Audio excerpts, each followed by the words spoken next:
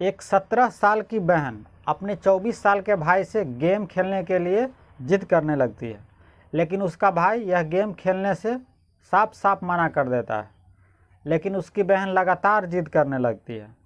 तब उसका भाई अपनी बहन को खुश करने के लिए गेम खेलने के लिए तैयार हो जाता है और अपनी बहन के साथ वह गेम खेलने लगता है। लेकिन इसी गेम खेलने के दौरान एक का मर्डर हो जाता है। तब यह भाई और बहन कौन सा गेम खेल रहा था, आज की कहानी में यही जानेंगे। नमस्कार दोस्तों, मैं हूं अंकुश। आज की सच्ची कहानी जो आप सुन रहे हैं यह गुजरात की अमरेली की है। और अमरेली में ही एक जगह है चितल रोड, और वहीं पे वकील साहब का घर था।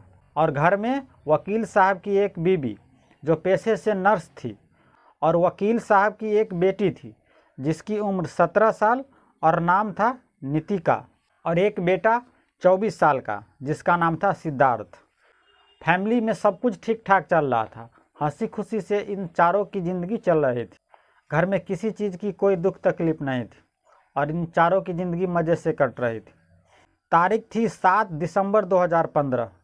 शाम का वक्त था। वकील साहब और उसकी बीबी अपने एक दोस्त के यहाँ मिलने गया था। उस वक्त घर में उसकी एक 17 साल की बेटी और एक 24 साल का बेटा था।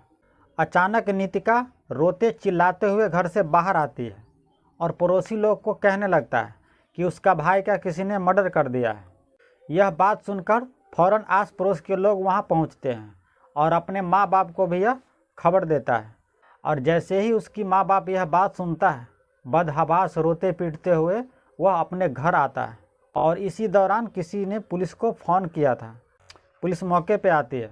पुलिस क्राइम ऑफ सीन को देखता है कि सिद्धार्थ का हाथ और पैर कुर्सी से बंधा हुआ है और उसके शरीर पे कई जख्म के निशान हैं, और उसके आँख पे पट्टी बंधी थी, लेकिन पट्टी आँख पे नहीं बंधी थी, हल्का उससे नीचे हो चुका था और वह फर्श पे नीचे गिरा हुआ था। और देखने से ऐसा लग रहा था कि सिद्धार्थ को किसी ने बेरहमी से मारा है।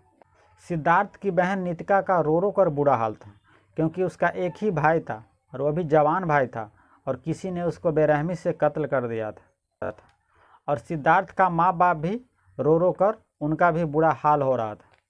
सिद्धार्थ जो नीचे फर्श पे गिरा हुआ था, उसका हाथ और पैर जो कुर्सी से बंधा हुआ था, पुलिस उसको खोलता है और इसके बाद सिद्धार्थ की लाश को पोस्टमार्टम के लिए भेज देती है।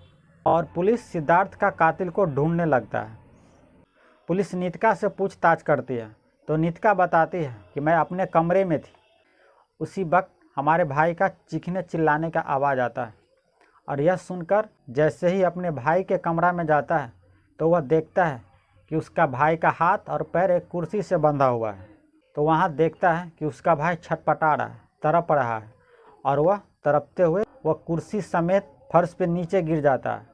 और यह सब देखकर नितिका घबरा जाती है, वह बदहवास होती है और चीखते चिल्लाते हुए वह घर से बाहर आती है और आस पड़ोस के लोगों को खबर कर देता है, यह बयान देती है। लेकिन पुलिस को इस बयान से कातिल के बारे में कुछ पता चला नहीं। तब पुलिस दूसरे तरीक़ा से पता करता है। तब पुलिस सिद्धार्थ के बाप से पता करता है, क्योंकि वह एक वकील था।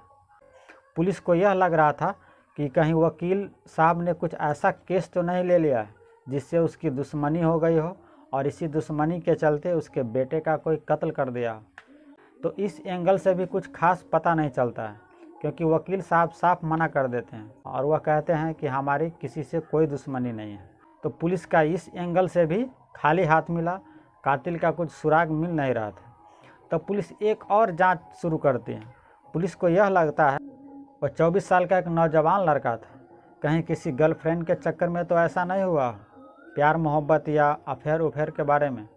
लेकिन पुलिस को यह दाव भी खाली हाथ जाता है और कुछ पता नहीं चलता है। तो पुलिस के दिमाग में बार बार यह बातें चल रहा था कि कहीं वह कुछ मिस तो नहीं कर रहा है। तो पुलिस फिर उस क्राइम ऑफ सीन को देखता है और पता लगाने की कोशिश करता है कि घर में कैसे वह कातिल आया होगा। इस बात को वह जांच शुरू करता है। तब पुलिस देखता है कि घर के अंदर आने का सिर्फ एक ही एंट्री पॉइंट, और कातिल इसी के अंदर से आया और गया होगा। और यह बात भी अजीब लग रही थी पुलिस को कि घर के एक कमरा में उसकी बहन है और दूसरे कमरे में उसका भाई का हाथ बंधा है, पैर बंधा हुआ है। और उसको चाकू से कई जख्म किया हुआ है उसके शरीर पे। और अंदर आने और जाने का एक ही एंट्री पॉइंट था। और पुलिस को एक बात हैरान कर रही थी कि एक कमरा में उसकी बहन है और दूसरी कमरा में सिद्धार्थ। सिद्धार्थ का हाथ पैर बंधा है और उसके कई जख्म के निशान हैं। और जब यह सब हो रहा था तो उसकी बहन को यह बात पता नहीं चली कि घर में कोई आया है और कत्ल करके चला गया।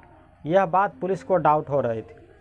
तब पुलिस नीतिका के बारे में पता लगाने की कोशिश करती है। और जब पुलिस नीतिका के बारे में पता लगाती है तो एक नई कहानी सामने आती है। कहानी यह थी कि नीतिका 12वीं में पढ़ रही थी और उसका एक बॉयफ्रेंड था जिसका नाम था नवनीत। नीतिका नवनीत से शादी करना चाहती थी, लेकिन उम्र सिर्फ 17 साल थी, तो वह कोर्ट में भी शादी नहीं कर सकती थी। और यह बातें नीतिका के माँ बाप और उसके भाई सिद्धार्थ को भी पता था। नीतिका के माँ बाप इस शादी से साफ इनकार कर दिया था।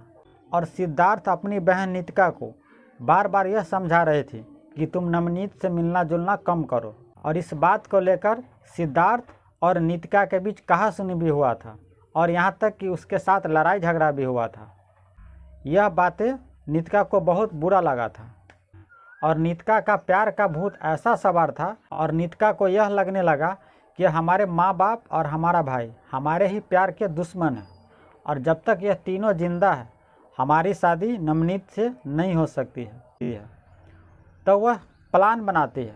वह क्राइम शो देखना शुरू करती है और एक क्राइम शो में वह देखती है कि छुपा छुपंती का खेल खेल रहा था। और नीतिका उस गेम में यह देखता है कि एक पति और पत्नी एक गेम खेल रहा है और उस खेल में पति अपनी पत्नी को आंख बांध देता है, हाथ बांध देता है और पैर बांध देता है और इसके बाद कहता है कि तुम मुझे ढूंढो। और इसी दौरान उसका पति एक छुरी लेकर उसका गला काट देता है। वह तड़प तड़प कर मरने लगती है और वह थोड़ी देर में मर जाती है।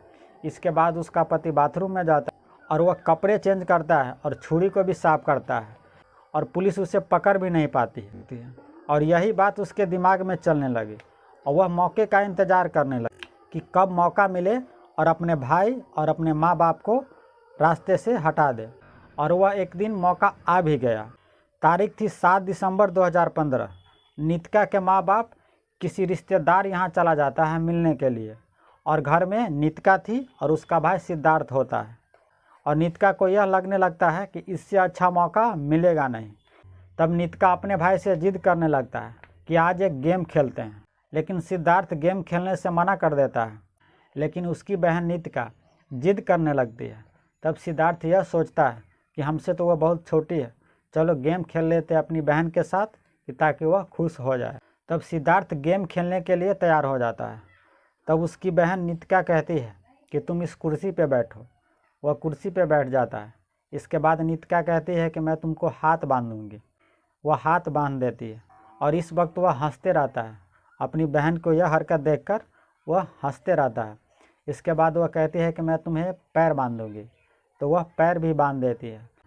इस दौरान भी वह हंसते रहता है और सिद्धार्थ यह सोचता है कि ये कौन सा गेम खेल रही है। और तब नीतिका यह कहती है अपने भाई को कि मैं तुम्हें आँख भी बांधूंगी। तब उसका भाई आँख भी बंधवाने के लिए तैयार हो जाता है, लेकिन नीतिका इतना ज़ोर से उसका आँख बांधता है कि उसकी आँख दर्द करने लगता है। सिद्धार्थ अपनी बहन को कहता है कि आँख की पट्टी हटा दो, मुझे आँख में दर्द हो रहा है। तब उसकी बहन नीतिका आँख से पट्टी हटाता नहीं बल्कि थोड़ी ढीली कर देते हैं। गांठ जो पीछे रहता है उसे ढीली कर देती है। तो आँख पूरी तरह से बंधा नहीं था, वह पट्टी नीचे खिसक गया था। इसके बाद नीतिका एक छुरी लेकर आता है और अपने भाई को दिखाते हुए कहता है कि इस छुरी से मैं तुमको मार दूंगी। तब उसका भाई उस वक्त भी हंसते रहता है। उसे लगता है कि यह मजाक कर रही है, लेकिन नीतिका सीरियस थी। एक बार और नीतिका बोलती है, फिर उसका भाई को यह लगता है कि वह मजाक कर रही है। उस वक्त भी वह हंसते रहता है और तीसरी बार वह बोलता है अपने भाई को कि मैं तुमको जान से मार दूंगी। उस वक्त भी उसका भाई हंसते रहता है और नीतिका छुरी से उसी वक्त अपने भाई का गला काट देता है। वह कुछ बोल भी नहीं पाता है और इसके बाद 2 छुरी उसके सीने में भोंक देता है। वह तड़पने लगता है क्योंकि गला कटा हुआ था, तो वह आवाज़ भी नहीं निकाल पा रहा था, किसी से मदद के लिए आवाज़ भी नहीं निकाल पा रहा था और हाथ भी बंधा था कुर्सी से और पैर भी बंधा था कुर्सी से, तो वह तड़प तड़प कर नीचे गिर जाता है। वह तड़प तड़प कर मरने लगता है और यह सब उसकी बहन देखती रहती है। और जब सिद्धार्थ मर जाता है, वह बाथरूम जाती है और कपड़े चेंज करती है। इसके बाद जो छुरी में जो खून लगा है उसे साफ करती है। वह खुद नहाती है, धोती है, और यह सब वह गेम में देखकर सीखी हुई थी। थोड़ी देर के बाद वह घर से चीखते चिल्लाते हुए भागती है और आस पड़ोस के लोग और अपने माँ बाप को कहते हैं कि हमारे भाई का किसी ने कत्ल कर दिया है। पुलिस उस छुरी और जो कपड़े पे जो खून के दाग धब्बे लगे हैं, फॉरेंसिक टेस्ट से यह पता चल गया था कि यह खून सिद्धार्थ के खून से मैच कर रहा है और कातिल कोई और नहीं बल्कि उसकी ये बहन ही है। और पुलिस के सामने नितिका कबूल करती है कि मैंने ही अपने भाई का कत्ल किया है और इसी तरह से अपने माँ को और बाप को भी कत्ल करने वाला था कि ताकि मैं नवनीत से शादी कर सकूं। तो ये थी आज की सच्ची कहानी दोस्तों।